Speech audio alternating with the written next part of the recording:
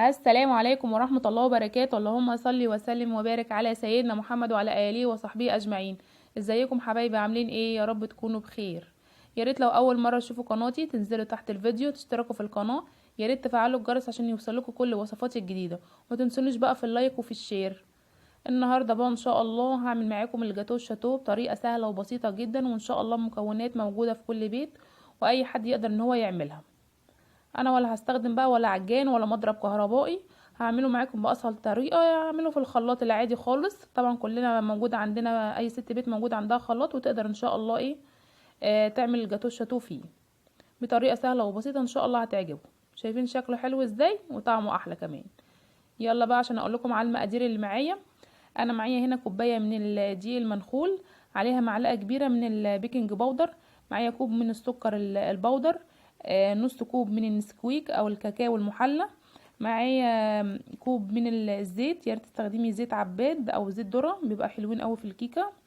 معايا هنا كوب الا ربع من الحليب، ورقتين فانيليا، معايا 2 بيضه. انا مستخدمه هنا لبن بودر، بيديني نتيجه احسن من الحليب التاني.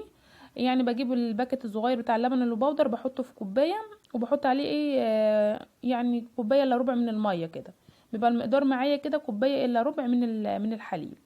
اول حاجه بقى بجيب الخلاط زي ما انتم شايفين كده، بنزل باللبن ومعاه السكر وبضربه في الخلاط بس لمده ثواني، عشان بس اتاكد ان السكر دايب خالص. انزل بقى كده بورقتين الفانيليا زي ما انتم شايفين، والكوبايه من الزيت. يا ريت تستخدمي نوع زيت يكون كويس في الكيكات عامه، عشان يديكي بس نتيجه كويسه.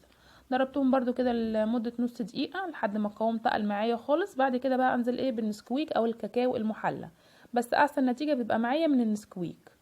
ما ينفعش استخدم في الوصفه دي كاكاو خام، هيبوظ لي الوصفه خالص. انا ضربت برضو الخليط كويس جدا في الخلاط، بقى معايا بالقوام اللي انتوا شايفينه ده. بعد كده بقى اشيل كوبايه من الصوص عشان ده اللي انا هزين بيه في الاخر. انزل بقى بالبيضتين اللي معايا. يا ريت يكون البيض بدرجه حراره المطبخ، يعني ما يكونش طالع من التلاجة. انزل بيهم كده على بقيه الخليط اللي معايا زي ما انتوا شايفين، واديهم برضو ضربه كده في الخلاط لمده ثواني بس. اتاكد بس ان البيض اختلط مع الخليط كله. اخر حاجه بقى بنزل بيها كوبايه الدقيق المنخوله اللي عليها معلقه كبيره من البيكنج باودر.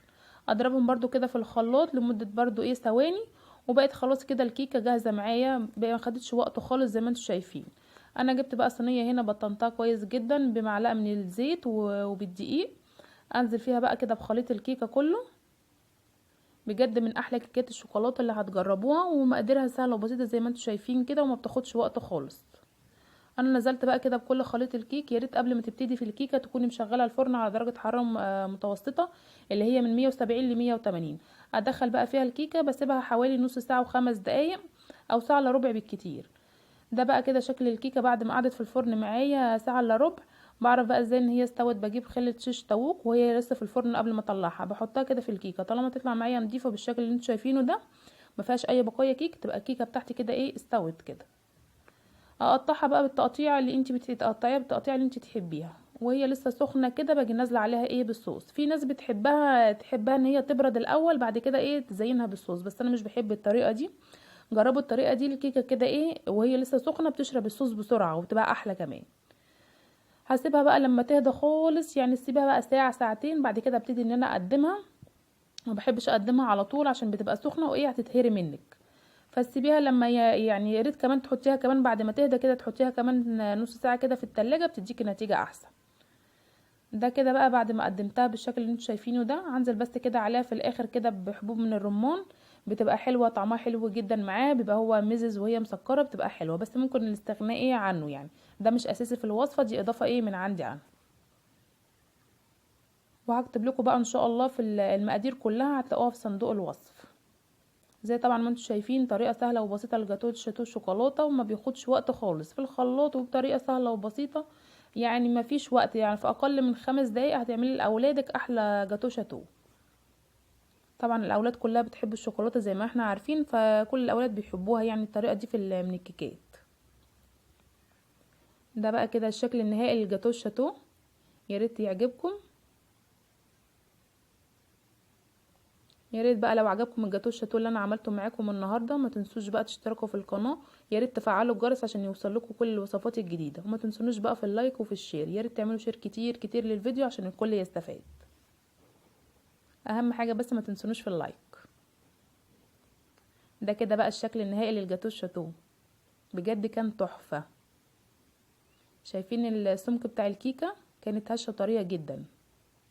امشوا بس على المقادير وعلى الطريقه بالظبط وهيطلع معاكم احلى جاتوه شاتو شوكولاته. وده كده بقى الشكل النهائي، بجد من احلى الكيكات اللي انا بعملها. وامشوا بس زي ما قلت لكم على المقادير بالظبط والطريقه بالظبط وهيطلع معاكم احلى جاتوه شاتو. السلام عليكم ورحمه الله وبركاته.